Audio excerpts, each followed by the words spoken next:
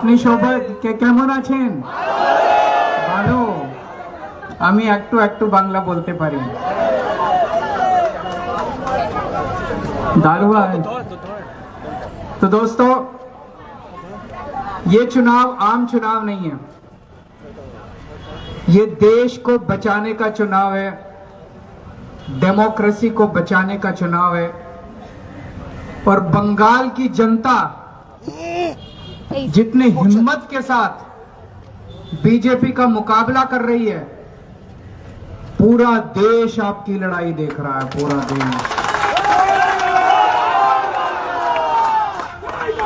पूरा देश देख रहा है किस तरह से बीजेपी ने पूरी आर्मी भेज दी, पूरी सेंट्रल फोर्सेस भेज दी आप लोगों के खिलाफ। पूरे देश से आर्मी इकट्ठी करके बंगाल में भेज दे रहे। बंगाल में टेररिस्ट रहते हैं क्या? आप लोग टेररिस्ट हैं? आप लोग आतंकवादी हैं? आप लोग भी इंडियन हैं? इंडियन है कि नहीं है? पूरे देश की आर्मी भेज दी उन्होंने बंगाल के अंदर। ये बंगाल के ऊपर हमला है, बंगाली संस्कृति के ऊपर हमला है, बंगाली अस्मिता के ऊपर, इज्जत के ऊपर हमला है, हर बंगाली के ऊपर हमला है। आप लोगों को इसका जवाब देना पड़ेगा, जम के जवाब देना पड़ेगा। जब आजादी की लड़ाई हुई थी तो सबसे ज्यादा कुर्बानी पूरे देश में आपके दादा परदादा ने दी थी। सुभाष चंद्र बोस, खुदीराम बोस, न जाने कितने लाखों लाखों बच्चे, युवा आजादी की लड़ाई में कुर्बान हो गए, शहीद हो गए। आज आप लोग इस आजादी को बचाने की लड़ाई लड़ रहे हैं, जनतंत्र को बचाने की लड़ाई लड़ रहे हैं।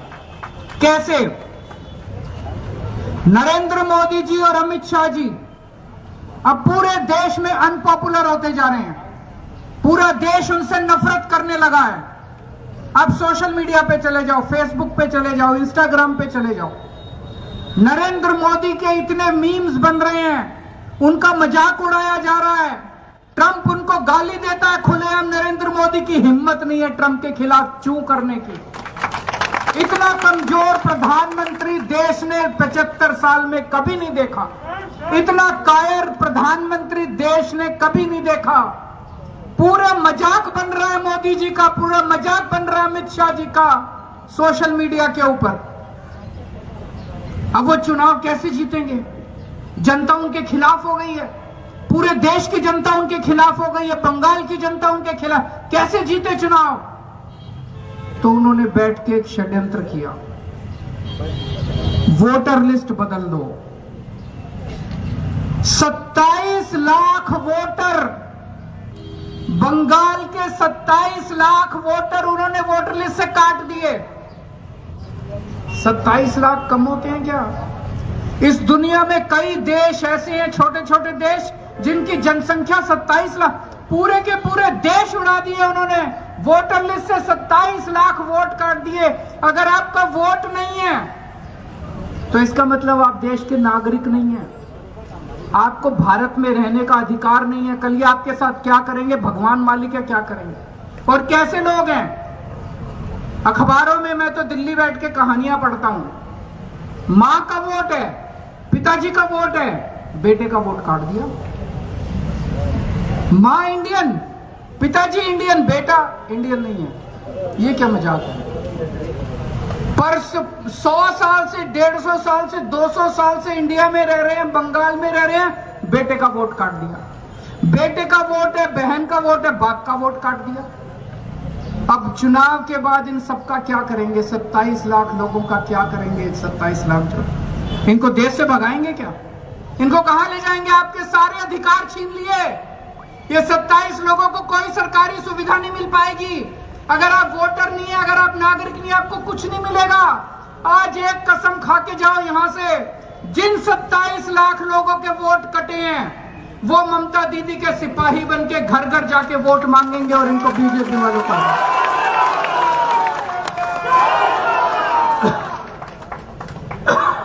और फर्जी वोट डलवा दिए। बता रहे हैं केरला से, चेन्नई से, गोवा से इधर उधर से ट्रेन आ रही है भर भर के यहाँ पे, और फर्जी वोट डलवा दिए, लाखों फर्जी वोट बनवा दिए, किसी और कोई और लोग आके यहाँ पे बंगालियों के नाम पे वोट बना के। ऐसे चुनाव लड़ेंगे मोदी जी। कायर हैं, डरपोक हैं, मजाक उड़ रहा है उनका, केवल इंडिया में नहीं पूरी दुनिया के अंदर आजकल मजाक उड़ रहा है, सारे देश उनका मजाक उड़ा रहे हैं। इस तरह से चुनाव लड़ना चाहते हैं आप। इनके खिलाफ जनतंत्र को, अगर वोटर लिस्ट खत्म हो गई, वोटर लिस्ट तो बेसिस है चुनाव का, अगर वोटर लिस्ट खत्म हो गई तो डेमोक्रेसी नहीं बचेगी, जनतंत्र नहीं बचेगा, इंडिया में तानाशाही आ जाएगी। आप वो लड़ाई लड़ रहे हैं, जनतंत्र को बचाने की लड़ाई लड़ रहे हैं। इसीलिए मैं आपके बीच में आया हूं, पहली बार आया हूं बंगाल के चुनाव में, क्योंकि मुझे भी लगा कि इस देश से जो भी प्यार करता है उसको इस लड़ाई में शामिल होना चाहिए, बंगाल के साथ खड़ा होना चाहिए। मैं आपके साथ आपकी लड़ाई में शामिल होने के लिए आया हूं, आपके साथ आपकी लड़ाई में शामिल होने के लिए आया हूं, क्योंकि जब इतिहास लिखा जाएगा, आज जब इतिहास लिखा जाता है आजादी की लड़ाई का, उसमें सुभाष चंद्र बोस, खुदीराम बोस का नाम लिखा जाता है। कल जब इतिहास लिखा जाएगा कि आजादी की लड़ाई को, आजादी को बचाने की लड़ाई जब बंगाल लड़ रहा था, तो उस समय लिखा जाएगा कि एक दिन केजरीवाल भी आया था।